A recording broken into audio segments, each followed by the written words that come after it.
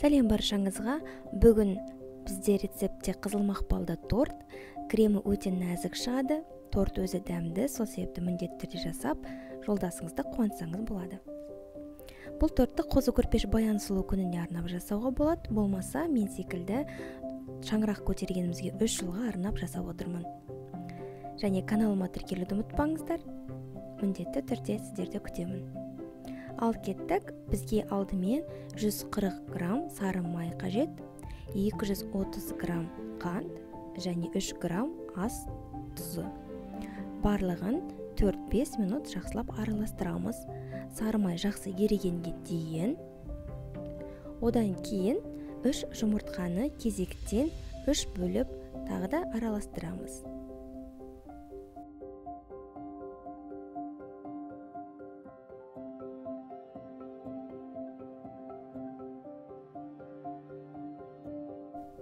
Келесіде біз құрғақ заттарды қосамыз. Ол 400 грамм ұнды және 3 грамм какаоны, 1 ас қасық қопсытпа және 1 ас қасық ас содасын араластырамыз. Ал енді дайын болған құрғақ заттарды 3 бөліп сұйық заттарға араластырамыз.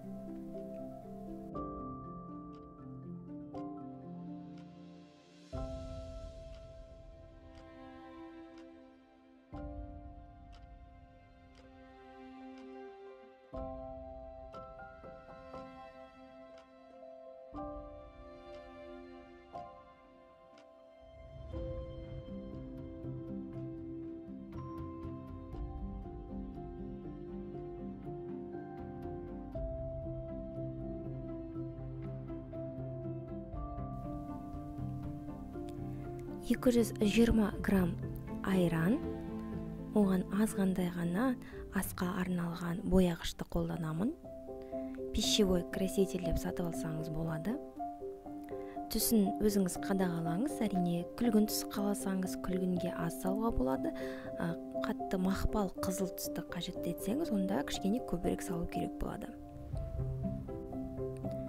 Енді осыны біздің қамырымызға апарып құямыз.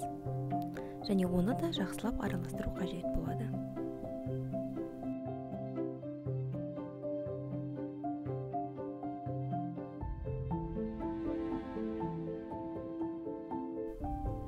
«50 грамм сұйық майды құямын және тағы да араластырамын.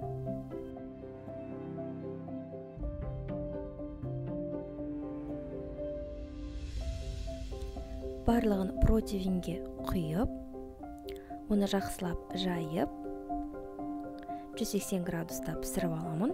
Бар жоқ 10-15 минутта жақсы піседі, сол себепті міндетті түрде қарап отырыңыз. Жайған кезде қатты қалың, болмаса қатты жұқа болып кетпесін.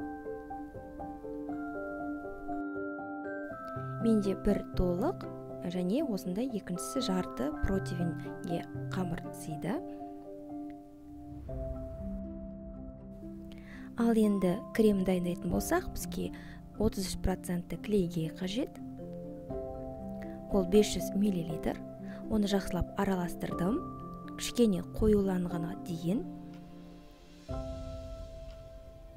Кішкене қою болғаннан кейін мен оған 150 грамм қант пудрасын қостым.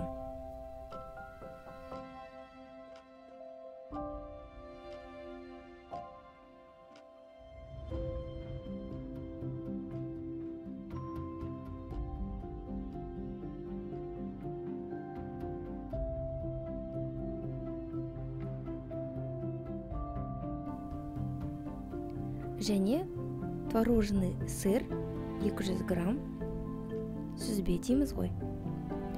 Оны да жақсылап араластырамыз.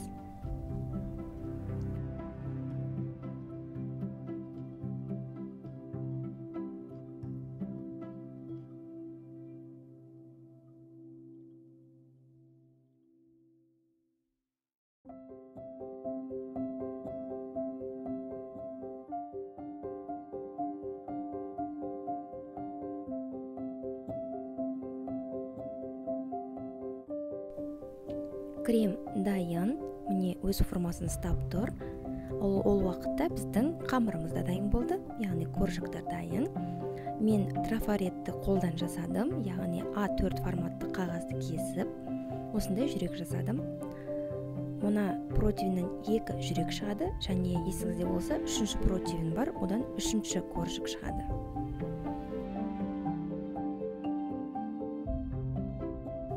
Енді тек безендіру ғана қалды. Мен осындай безендіру жасадым. Әрине, сіз өз фантазияңызға қарасаңыз болады. Егерде кілегей жоқ болатын болса, қарапайым үй кілегейінен, яғни 10-15-20% сметаналардан жасасаңыз болады.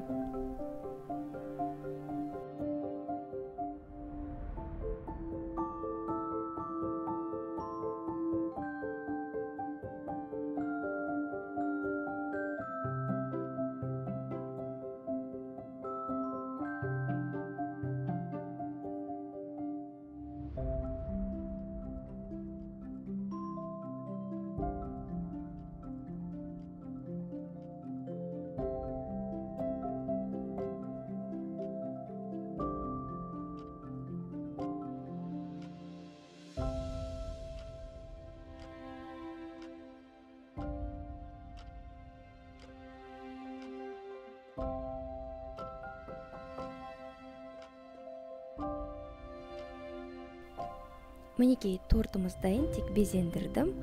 Құлпынаймен, жидектермен міндетті түрде жасап көріңіз.